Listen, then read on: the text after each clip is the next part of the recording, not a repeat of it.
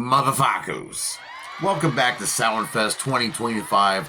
I'm your host, the scantily clad PJ Bozak, king of horror movies. That's right, I love reviewing horror movies. Every October we do it 31 days in a row. 31 days of terror. 31 days of blood splatter. And 31 days of, yeah, you guessed it, some classics. And today we're going to talk about a classic that gets a lot of hate, but it gets a lot of love too. And it's going to be Friday the 13th, Part 8, Jason Takes Manhattan. It's a Paramount picture. It came out in 1989. The director was Rob Heddan, and he also did the story for The Condemned. He also wrote the movie, and the budget for this movie was this is the highest budget they spent on a Friday the 13th movie up until this point. $5.5 million, and the budget, they only got $14 million in the box office, which isn't too bad, I guess, but it was also the lowest box office out of all the Friday the 13th movies up until this point. The cinematographer for this was Brian England. The filming locations were done in Vancouver, a little bit in Times Square in Los Angeles. And if you're probably wondering, well, wait a second, it's Jason Takes Manhattan. Yeah, there's it's like the last 20 minutes he's in New York, and they barely shot any scenes in New York City because it costs so much money to film there. So yeah, a lot of this was filmed. It might as well be like Jason Takes Vancouver, pretty much, is what a lot of the other reviewers on the YouTube like to call it. The stunts were done by Kevin Kurtzinger, and I have to say, I liked some of the stunts here, especially the boxing match he has on top of the roof. The makeup for this was done by Tibor Farkas. I think it's a good-looking Jason, and this Jason would be, yet again, Kane Hodder at the helm playing Jason Voorhees again. He would go on to play him 2 more times after this. I love Kane Hodder. I would like to buy him a bowl of soup one day. Bloop. The music for this was done by Fred Mullen, and there's a really cool kick-ass, it's very 80s, even though this is 89, but this is very 80s. Dark Side of the Night. That's a great song. It's a banger. I love listening to it. I put it on my Halloween horror list every year. But what's this movie about? Well, if you don't know about Jason Voorhees, you should know who he is. He's one of the top slasher characters in all of horror. It started off with the Friday the 13th. It turns out he drowned as a kid in this cursed lake, and his mom would go crazy and start killing camp counselors, and she would get her head cut off by a counselor. I guess Jason saw her. I guess he survived the drowning. He would end up becoming real big and burly and go around killing anyone who came near Camp Crystal Lake. All these movies took place around the lake and killing campers and stuff, but Rob Hedden, he wanted to change it up.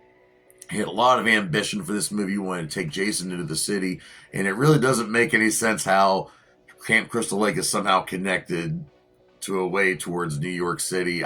Whatever. This movie's a lot of fun, though. I used to love it all the time when it'd be playing on TV. I'm going to say I like this movie. I do.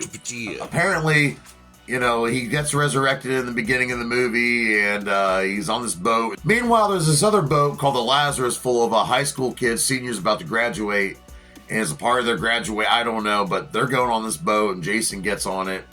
So he's killing all these teenagers on the way there. The main girl, the main scream queen, the final girl in this, I guess she was attacked by Jason when she was a little girl, when her bitch-ass uncle threw her in the lake and forced her to learn how to swim. She almost drowned.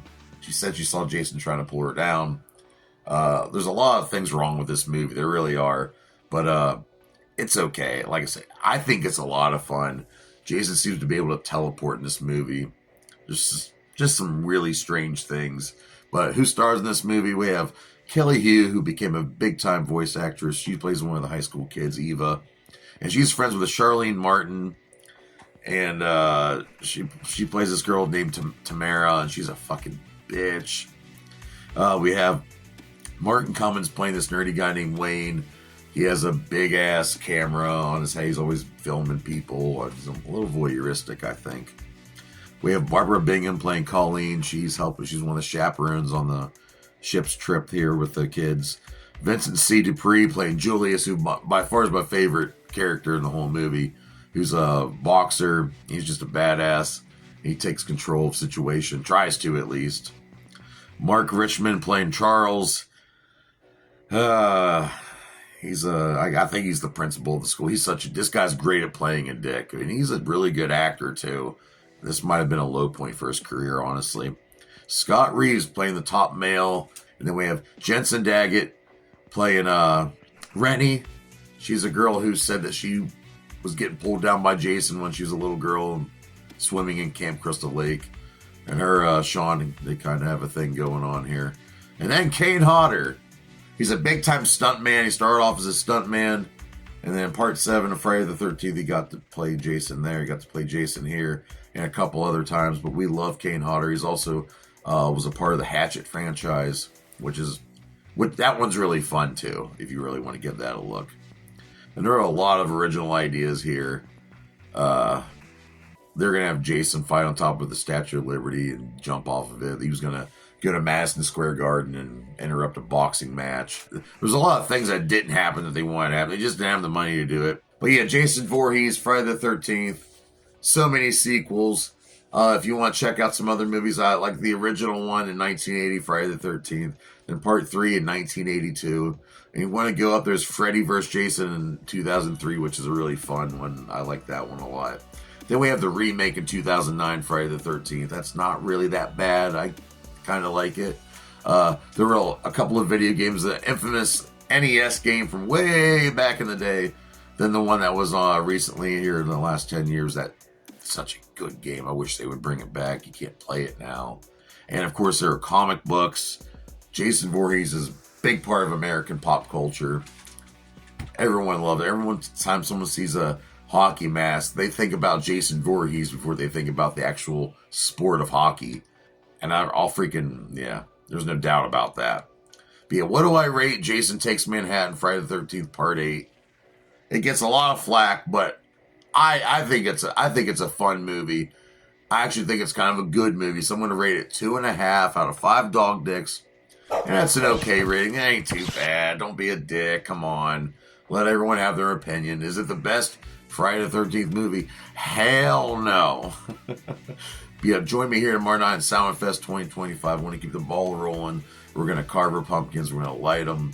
We're going to get these spirits ready. We're going to get them in line. We're going to summon some demons. We're going to scoop out the brains. We're going to smear them on the walls. We're going to make incantations with them.